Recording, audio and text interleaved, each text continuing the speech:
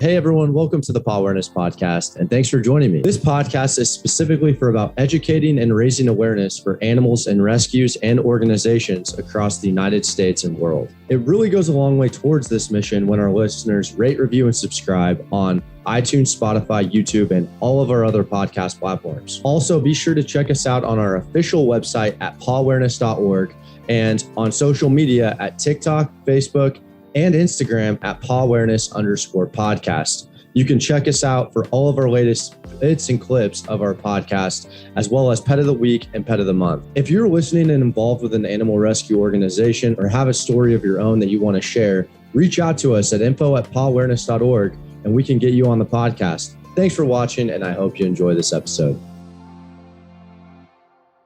Hey everyone, welcome to the Pawareness Podcast. In today's episode, I'm talking with Robin Coleman, the Community Engagement Manager with Woods Humane Society. And and that's all the way up in San Luis Obispo, California. So I'm going to go ahead, Robin, you can go ahead and introduce yourself, the organization, and what it is that you guys specialize in and do. Awesome. Well, thank you so much for having me. I'm always excited to talk about animals and what we do here at Woods Humane Society. We are on the beautiful Central Coast. We're lucky to be right in the middle in San Luis Obispo, in between Los Angeles and San Francisco. And we try to do as much as we can to support homeless animals and celebrate the human-animal bond here at Woods Humane Society. We are a nonprofit.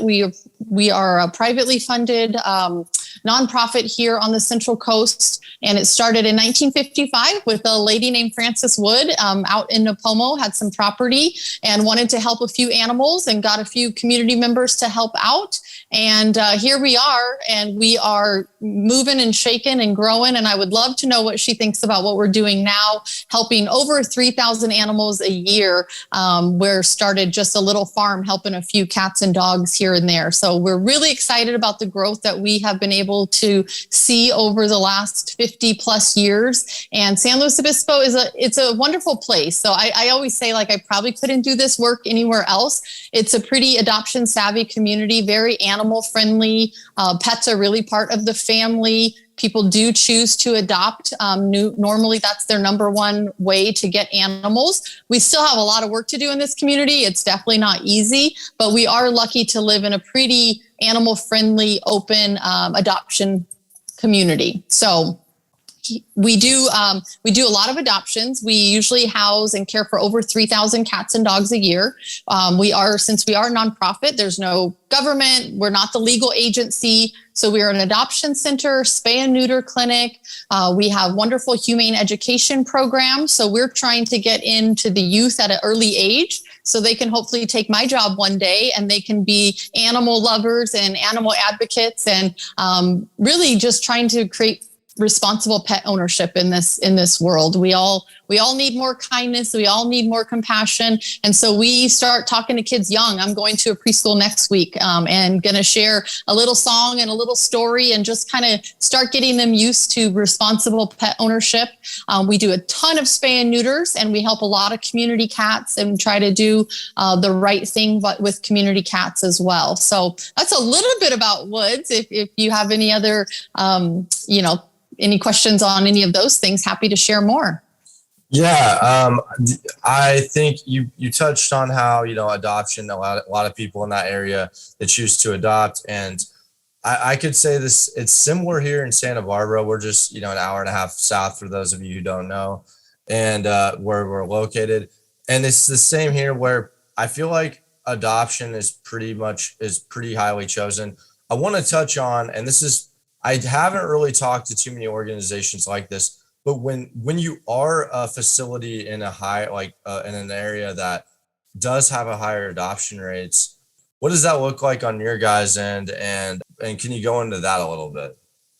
Yeah, well, one, it makes us really busy. So I've been at Woods for 8 years, and I've seen a lot of growth in those 8 years. I I came to Woods as an adopter. I never knew of Woods before I moved to the area, and I got the bug like a lot of other people in this area. Everywhere I went, I would stop at a stoplight and look over, and there was a dog in the truck with their owner.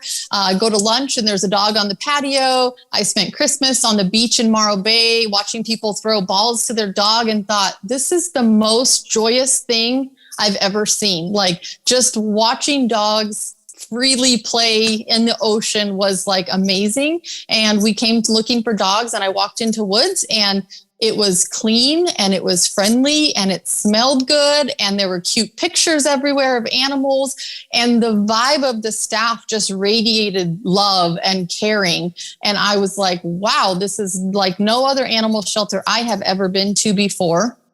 And I was super impressed. I fell madly, deeply in love with the dog, and his painting is right above my shoulder.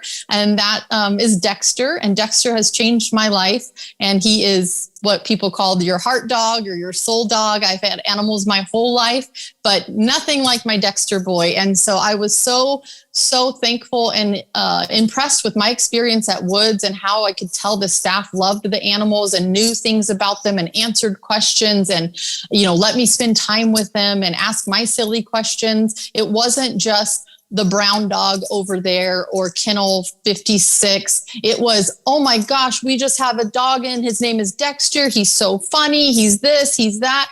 Okay, I have to meet this dog. And of course I fell in love. And so a few months later, when they were hiring, I thought, this is something I want to be a part of. And here I am 8 years later. But it allows us to do a lot of adoptions. It allows us to take risks on some animals that are out of options at other places that are getting overlooked. I kind of feel like Woods has a little bit of a secret recipe, and it just works. These are the same dogs. They're not fluffy, full-bred dogs coming from, some magical place. These are dogs that are in county shelters or owner surrenders that can't keep them any longer. We have had dogs that have been at other shelters in different counties or our county for months and months looking at a wall. And they come to Woods, and we give them a little TLC, and we take care of them. We give them some love. We give them toys. We give them walks. We give them bath, whatever it is they need. And they just blossom. And we just have people walking through the door. Our phones are ringing. Our emails are full, and people are at our doors when we open. And I know that is not the case at a lot of other shelters. And so when our staff gets a little overwhelmed, or they're like, oh my gosh, we're so busy. Oh my gosh, there's more people standing outside. I say, this is a great problem to have. There are other shelters that don't get any foot traffic. There are other shelters that their phones are not ringing. So we are able to really do a lot more for animals here because we have a wonderful community that steps up to adopt. We've had 18-year-old cats that nobody's going to adopt that cat. I think we can give them a chance. And sure enough, that cat's been adopted. We keep bonded pairs together, which a lot of other shelters don't have the resources or the capacity to do so. So if two animals come in, or they get transferred, and we have information that they've lived together their whole life, or their owners passed away, they've lost their home, they've lost the only person that they've loved, and now they're going to lose their best friend, the only thing they have left. No, we're not going to let that happen. So we'll take the time, even if the pair will sit here for 6 months because we won't separate them.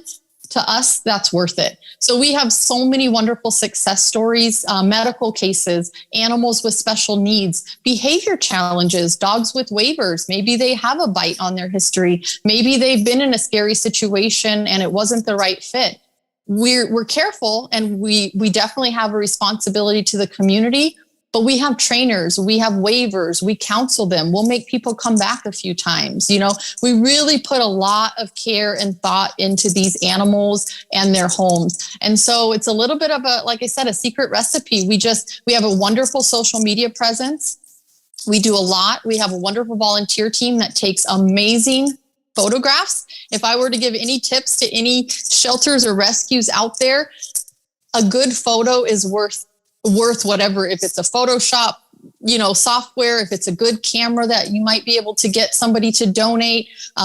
There's photographers around your town in high school classes or colleges or professionals that might want to help out. A good photograph really makes a difference in this industry. And it seems kind of silly, but we have really good professional type photos of all of our adoptable animals on our website. And we put a little bit of time into writing a profile for them and making it cute or silly or showing off their characteristics. So, and really caring for them and genuinely loving them and wanting their best. It's kind of the secret recipe to do adoption. So hopefully that answers your question, but we do take the extra steps. We promote them. We make videos of them. We shout it from mountaintops. We do creative things. We put them in silly costumes. That's usually our last trick in the book. Like, we've tried everything else. The dog's going in a bunny costume, or the dog's going in a hot dog costume. And you know what? Sometimes that's just what it takes to work out. So we don't give up on them. We keep trying. We advocate for them. And we are their family until they find their forever family. And I think that's what makes us pretty darn special. That's awesome. The secret sauce is hot dog costumes. So that's and a amazing. Good photo. And that's a good photo. No, I agree. I think the photos, I think that, just spending a little bit of time, and there's probably people wherever you're at in your area that want to help. I mean, like you said, I mean, that there's like, at the end of the day, like, it's this, all these organizations are just filled with volunteers. And I feel like every person can kind of bring something unique to the table. It doesn't have be like, we all have like that special skill set that can help these animals, even if it's just our time.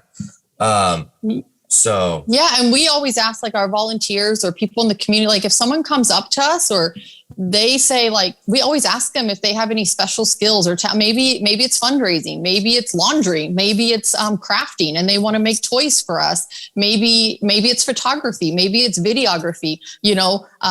Colleges and high schools has a plethora of talent for nonprofits or organizations or private rescues. A lot of classes and, colleges are requiring service hours to do something. So we happen to be smack in between a Cal Poly, who's, a 4-year college, and a junior college, Cuesta College. And a lot of classes are requiring some sort of service work, service hours. It could be 6 hours. It could be 30 hours. Of course, it looks good on a resume. So again, a little tip, sometimes organizations are a little bit like, it's more work to train somebody, or it's more work to spend an hour meeting with them. We're all so busy. We're tired. We're overworked. We're emotional. I get it.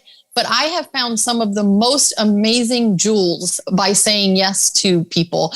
We had a Cal Poly graduate who was a volunteer. She walked dogs. She hung out with animals here at Woods. And she came to me and said, I have an idea for my senior project at Cal Poly. And I said, okay, what are you thinking? And she's like, I want to create an app for you guys. And I said, an app? Okay. So she created a whole volunteer management app that all of our volunteers can download onto their phone. And if they do kennel time with the dog, they can mark it. We can put notes in there. So at the end of the day, we can see what dog had a walk, what dog had kennel time, what cat got brushed. We can track all these things that I was running around with the dry erase board every day, every hour, like updating.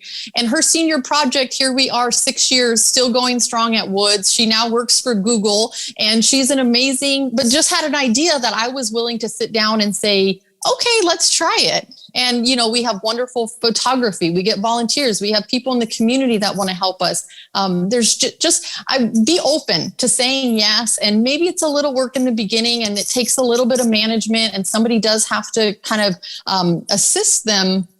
But gosh, we can get a lot in return from the community. Businesses are usually willing to help, service groups, other nonprofit organizations. Sometimes we get other people reach out to us and, it feels good to give back. And like, I invest my life and career to animals, but I love going and volunteering for other organizations also. So I know a lot of rescues and shelters are in a bad situation right now, and they're all overworked and all the shelters are full. But just like ask for help and be open to new ideas and be creative and find out what their talents are. Maybe it's art. Someone can put on a fundraiser. Like, there's all kinds of things that can still come back to benefiting the animals. Yeah, that's such great advice. And what advice would you give to someone who was wanting to start work and rescue, right? Like, hey, I want to sit down. This is a career I want to get into. Do you have any advice for them? I do get asked that sometime, and I probably don't have the guts to do it myself. I'm glad I got started with an organization that was already well established. It takes a village. You can't do it alone. You have to be willing to have partners, have mentors.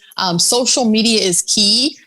Foster, like if you had a little group of fosters who you could pull some animals or foster baby kittens, like that's how you could start, like one dog at a time, one litter at a time. Obviously it takes some money and some business practices and some paperwork and those types of things. But you know what? If your heart's in the right place and you want to do good, there is definitely opportunities out there. There's a lot of networking groups, a lot of things like Facebook groups and different animal groups that people can join. Don't reinvent the wheel. Like people have been doing this for years, like work together, collaborate. A lot of times I think people think they're competition or, like other rescues can be competition or other county shelters and nonprofits are competition. We literally share a parking lot with our county animal services. Like we are friends, we are neighbors, we work together. We are fighting the same fight, like we are in this together. If you adopt from them, if you adopt from us, if you adopt from Santa Barbara, it's all a win for animals. And so collaborate, network, use each other's resources. There's policies written, SOPs out there that people can view. So really take the time to kind of search and find a little network of people to bounce things off of. Like I said, a lot of people have been here before. Don't recreate the wheel. Just do what you can and start small and have some goals. And if I were to try to do something right now, I know I would have to have some good social media. I think what makes or break it these days is social media and fosters. You have to have a group of people that you can do. You cannot do it all yourself. You really can't. Your life will, be consumed, but not in a good way. So we want to do it in a healthy, balanced way and don't try to do it alone. But we love that idea of more people starting their own rescues, fosters, rescue-based shelter. My shelter, Woods Humane Society, I would love to give you a tour and love to show everybody around. I call it the Disneyland of animal shelters. Check out our website, woodshumanesociety.org. Check out our cute animals. Check out some of our videos. It's a beautiful shelter. We work really hard. Our staff cleans for 3.5 hours every single day, and we open at noon. Every single day, things get turned over. Dogs get new blankets, toys, food bowls get clean every single day. It's a beautiful place, but it's still a stressful place for an animal. There's nothing like a home. So if we could build our foster network, that would really help save a lot of animals. Most shelters are just out of space. So if anybody can help with space, whether that's starting their own rescue or agreeing to foster, that is really needed this time. I'm sure you've talked to people about post-pandemic and how the shelters, like everything was on pause. And then when they hit play, everybody just got slammed. And we didn't have the staffing or we didn't have the resources that maybe we had before. So everybody's kind of hurting right now. And there's a lot of large dogs. And that seems to be the least fostered animal. So kittens, we can find fosters for, puppies, we can usually find fosters for. Maybe a small dog, we can find a foster for. Large dogs, I think the next few years we're going to have our hands full with. And do you think that's just because it's like a California space thing? Like I know SLO is not, it's not even as bad as Santa Barbara, but like space here, I live in a 500 square foot studio, so what do you think, what's your take on that? I don't think it's a space thing. It's just a different kind of commitment. It is. It's a different, you're talking to someone who has a Mastiff mix. I have a 110 pound dog, but it's just, the 1 to 2 year old 50 plus pound dogs, they usually need a little bit more activity. They usually don't really like to be left alone all that much. If they're left in a backyard, they're probably going to get themselves into some trouble. Can you leave a Chihuahua on the couch, and play some classical music? Probably, kittens, kittens are a very unique thing. Yes, they do take a lot of time, but it's kind of a different responsibility. A large dog. And unfortunately, I'm sure like in Santa Barbara, housing is tough. We are the most pet friendly community. You can go to any freaking business. You can go to hotels. You can go to anywhere you want with your pet. but you can't find a rental. And so that sucks. We got some work to do on that front. I would encourage any of your listeners that want to support a cause, like, let's get together and work on property management companies, and maybe it's PSAs, and maybe it's just information. Animals have a bad reputation, and I would say 80% of animal owners are responsible and do the right thing. There, of course, are some bad apples in there, and they make it really hard. But man, that would change sheltering if we could work on some pet-friendly regulations, breed discrimination. Again, I think you've probably noticed, when I started 8 years ago, Chihuahuas and Pit Bulls were like, oh, every shelter has so many Chihuahuas and Pit Bulls. We do not have that many Chihuahuas and Pit Bulls anymore. It's Huskies and German Shepherds all day long, every day, every transport, every shelter. You look on any website for shelters, and not even just in California. It's just there's Huskies and Shepherds have inundated really shelters. And those are the hardest ones to keep sheltered. And they're usually a unique adopter. Husky and German Shepherd are not for everybody. So it's an interesting thing. I think what I'm seeing is a lot of 1 to 2 year old large dogs. So I'm thinking it's not just from our area. These are dogs that are getting transferred in from like Kern County, Avenal, Fresno, different areas. From what I can gather, and I'm definitely no expert, but it seems like a lot of the like spay and neuter services in those communities, all of those went away during the pandemic.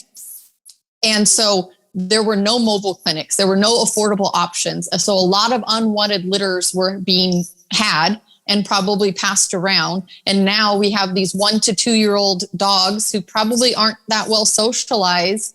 And, maybe without the pandemic, maybe they wouldn't have been born.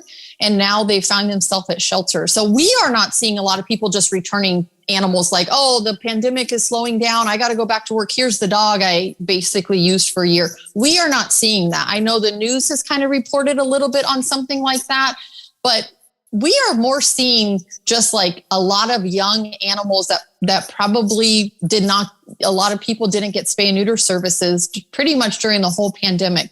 Woods was able to still do a lot of spay and neuters, and we still offered that. But other places were like closing down. They didn't have staff. They definitely aren't bringing in mobile clinics to do a bunch of spay and neuters in underserved areas. So unfortunately, there was a lot of cute puppies that turned into adult dogs that turned into, I don't have a home, and now they're in shelters. And they take a little bit longer to get adopted. Little dogs fly out the doors, and that's kind of what's become pretty popular in California. There's organizations that are putting little dogs on planes and sending them to Canada and all these different states. Like, little dogs are very desirable, and I get it. Who doesn't like a little dog? But the larger dogs are taking a little bit longer. They do come with a little bit more responsibility, but man, they're still just so many treasures in these shelters that people are looking past. So every single one that we get out the door is a win for us. That's so cool. And I know that you mentioned too, maybe taking on even some special needs dogs, and like, I guess, and this can go outside of the special needs dog, but what advice would you give someone who maybe has never fostered before? And I'll expand it to someone who's never adopted before. What maybe not only to special needs dogs, but just in general, what advice would you give them for someone like that? I mean, obviously their personal situation, if there's any way that works for them, whether it's their work schedule, their family situation, their housing situation, if they can check those boxes and it's something that they've been interested in, they should just have a conversation with someone, maybe somebody else that's fostered before, or call a place like Woods or whatever your local animal rescue is. It doesn't take anything real special, right? I mean, it just takes like a little bit of time. You need to feed them. You need to give them a little physical activity, but you're really just giving them some security and some safety until they find their forever home. We just had a dog that came into our shelter 2 days ago, and he's been with his family for 5 years, and they were moving out of the country and could not take their pet with them. that sucks. It's heartbreaking to hear those stories. And of course, I'm sure they would have wanted a different outcome, but sometimes people are faced with those scenarios and they need somewhere to go. So woods is a good solution for people like that. But this dog came in and within 2 hours was biting the bars, ready to break his teeth because he was so stressed. This dog has only known one family. He's only known a home environment. And you plop him in a kennel with a bunch of other barking dogs, with new people, and it's tough. We immediately had to put him on some medication so he wouldn't break his teeth. We tried to calm him down, brought him in our offices. This is what Woods does. We do all hands on deck. This dog needs us. What do we need to do? Brought him in our offices, tried to calm him down, looked in his file. This is probably the best dog that we've had at Woods in 6 months. This dog knows every command. He waits till you tell him he can eat.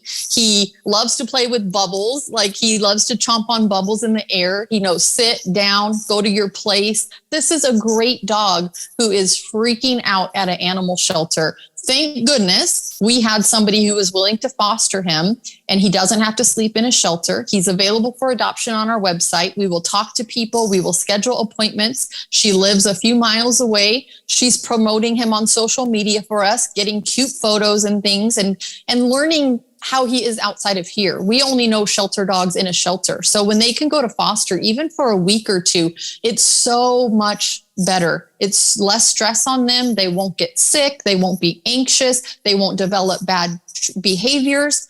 Plus, we get to gain some information. So even short-term fostering, emergency fostering, it's not that you have to commit to keeping this dog for 2 years. Studies show that even a night outside of a shelter, the serotonin levels in dogs change. Even just some restful sleep, a little break is so beneficial to animals. So think about fostering. And again, if it's for Woods or for another organization, I know there's a lot of organizations that are having to make really hard decisions right now. And they are literally doing drive-through foster. If you will just drive through, we will talk. You don't even have to get out of your car. We will talk to you. We will figure out what you can handle, and we will bring the dog out to the, it's that, or they have to make decisions on euthanizing. So fostering can truly save lives. Same thing for baby kittens. Baby kittens can't live in a shelter. They need to be in a home environment. If we don't have fosters, that will cause the lives of these animals. So consider fostering, consider donating, consider volunteering, consider whatever your skill is and your special thing is, you do it. And you know what else? Sharing on social media. A lot of people but we need shares. If you share those, please, if you share those posts, Kai, the dog that we got into foster, we did a social media post. We said, this dog is stressed. He needs out of here. He had a family. He lost his family. This is all these good attributes. He needs a home. Please help us. Share this post if you can't adopt. And it works. You just got to ask for the help. So, sorry, I could just go on and on and on, but hopefully that answers that question. Yeah, that's great. And you mentioned too, developing bad behavior or bad habits. And I was just in Arizona, and there was this dog that kind of had a little bit of trouble, and it couldn't get adopted. And a year later, it's this completely different dog in not a good way. And it's like you said, these shelters, it could be the best shelter like yours, but it doesn't matter. And that's why I'm always encouraging people, try and foster. These dogs are and the longer they're in the shelter, the more time it takes, I feel for them to kind of open up a little bit. So you're right. And it takes a toll on them too. It really can start to affect them mentally and physically. Dogs have natural instincts. They have natural tendencies. And when you're in a kennel for 22 hours out of the day, their natural tendencies cannot be, executed. So they want to move their bodies in certain ways. They want to sniff, they want to move, they want to jump, they want to do different things. And here at Woods, we are lucky to have the resources to do that. We rotate dogs in and out of play yards throughout the day, 3-4 times a day. If they like doggy friends, they get to go play with doggy friends. We have almost a mile walking path with a beautiful grass area, walking path, that they just get to go out and sniff and pee and poop and do all the things that dogs like to do. We have play yards that people can toss balls to them. And it's still stressful here. Even with all those great, wonderful things, it's still freaking stressful here. It's not fair. They did not ask to be born. They did not ask to be living their lives in a little kennel. It's not natural. So a short term is fine. They're safe, they're healthy, they're happy. Some dogs and cats mentally hang in there. As you said, there are some shelters. And when I first started here, we had a dog that had been here for 1 year. We had a cat that had been here for like 400 days. It's just not right, but some of them hang in there. And because our staff cares for them so much, they can mentally hang in there. But even after 2 weeks, it can mentally start to change an animal, and they can start to develop certain behaviors or stress. I'm sure you probably talked about kennel presentation and barrier aggression. Like the sweetest little dog, it was just playing with this dog out in a play yard, having the best time of their life. You put them in a kennel and the same dog walks by because there's a barrier. They're going at each other like crazy. It's just a different dynamic. It's a different energy, stress level. You'll just see things happen if in a normal setting. That's why if dogs are acting a little silly here, they're being a little bit naughty here, we mostly feel pretty good that once they get out of here and they're in a normal setting and they're not being passed around and they're getting a walk and they're having a routine, they're going to do just fine. And that's why, we have success. We have like a 98.3 success rate in adoptions. It's pretty amazing what we're able to do here. But, we have those challenging dogs. We have some right now. We have some that are going on 7 months here with us, and we're not going to give up. But it starts to wear at them, they start to detach a little bit. So if we had more fosters, and especially anybody who had any sort of like dog knowledge or training knowledge, who understood dog and body language and things like that, and how to keep them safe. Maybe they don't meet new people well. Maybe they're reactive to dogs on leash. So let's not take that dog to the dog beach. Those types of things, we could make a real difference. Like we already are making a difference, but we could just do so much more. So I know, and some other rescues are in desperate need of that. And so give those animals a chance, whether it's adoption or fostering or promoting them, sharing their stories. It really can, you guys can all make a difference. That's amazing. What a great advice. And that was one of my questions, was just like, what were some things that you feel like could really improve your guys' situation? And that sounds like it. So I don't want to ask you too, you've already mentioned it, but where can people follow you guys, see what you're doing, and just kind of keep up with the journey? Yeah, well, definitely woodshumanesociety.org is our website. All of our information, adoptable animals, some of our fun stories, just kind of how our organization works. But do yourself a favor and follow us on social media. I'm pretty proud of our social media. It's the cutest pictures, cutest videos. I think we do a pretty good job at storytelling. We share our heartbreaks and we share our successes, and really cute animal pictures. There's nothing better than that for social media. So just follow us on Instagram, on Facebook, just Woods Humane Society. I don't think you'll be disappointed.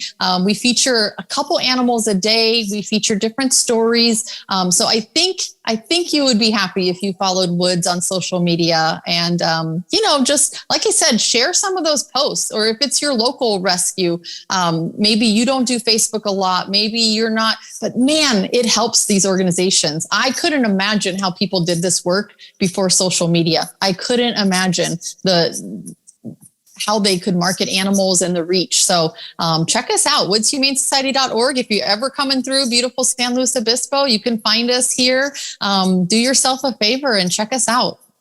Awesome. Thank you so much for coming on. And all of those links will be in the description below, wherever you're listening to. But yeah, once again, thank you so much for your time and sharing a little bit about yourself and the organization. Anytime. Thank you so much. Thanks for what you do.